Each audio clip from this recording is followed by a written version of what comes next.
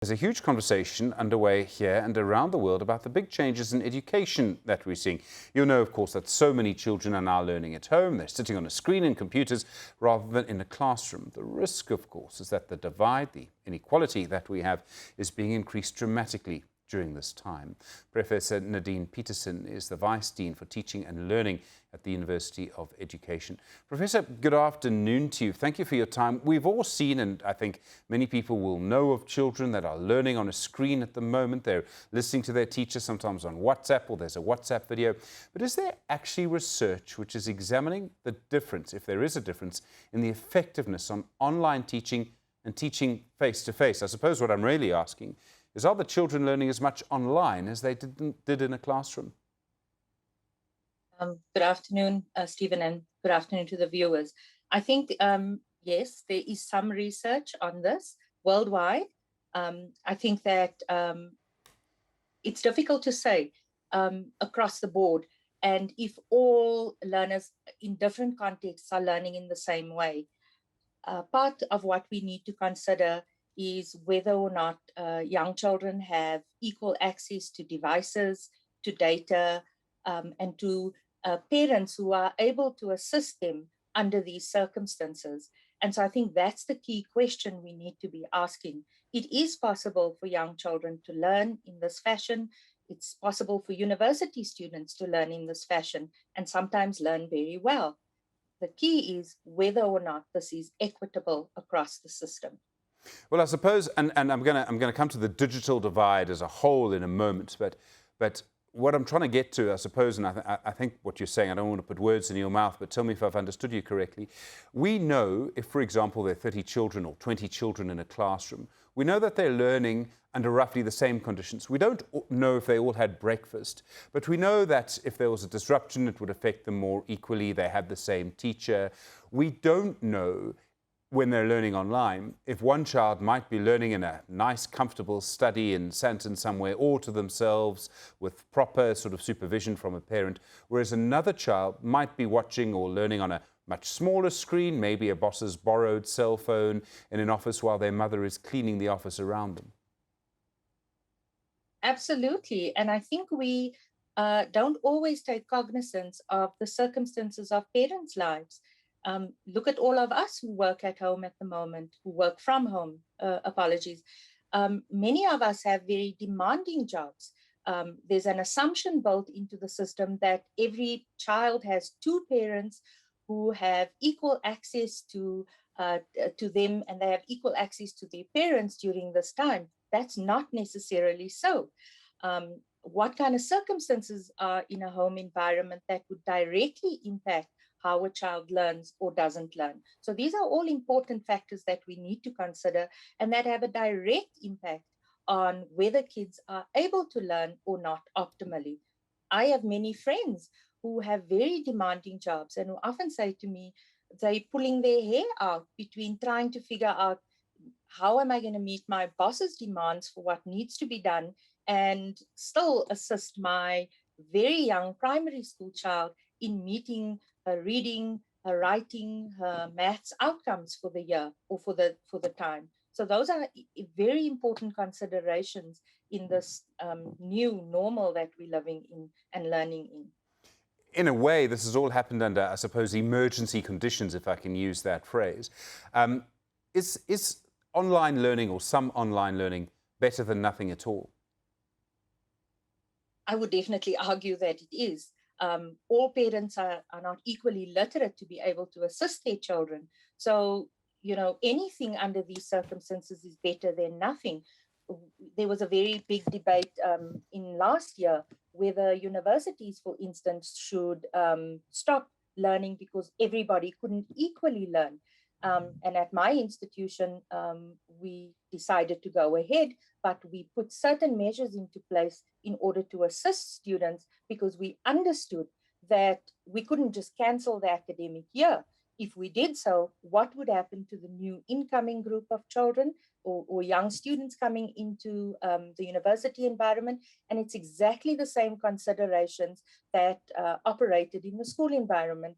So I think the situation is what it is, and we have to make the best decisions under the circumstances that meet the needs of the majority of our population. Okay, I do want to talk now about the really stark division we have. I mean, the digital divide, we all know about the issues of data. We can talk about why that is in terms of government policy and spectrum if we want to. But what it really boils down to, as I understand it, is that there were already divisions in education. I mean, all societies have divisions in education, but we have really unbelievable divisions in education, or inequality. Education inequality, I suppose, is the phrase I'm looking for. It would seem to me over the last year that that education inequality has deepened. I presume you would agree with that. I mean, and this is partly because some schools did online education, some schools did it very badly, and many did none at all. Absolutely. I think it would be naive of us to pretend that those divisions don't exist. I think teachers operate to a large extent under the best circumstances that they can and do their best given what they have in the school situation. But there's no way we can pretend this pandemic and the lockdown levels, as well as the move to online learning to a large extent, hasn't affected different groups of children in different ways. And that is a huge concern, because I think what this pandemic certainly has exposed is the deep divide between, for some people, was just a natural extension into online learning. They had the devices, the data, and the ability to access those forms of learning very easily.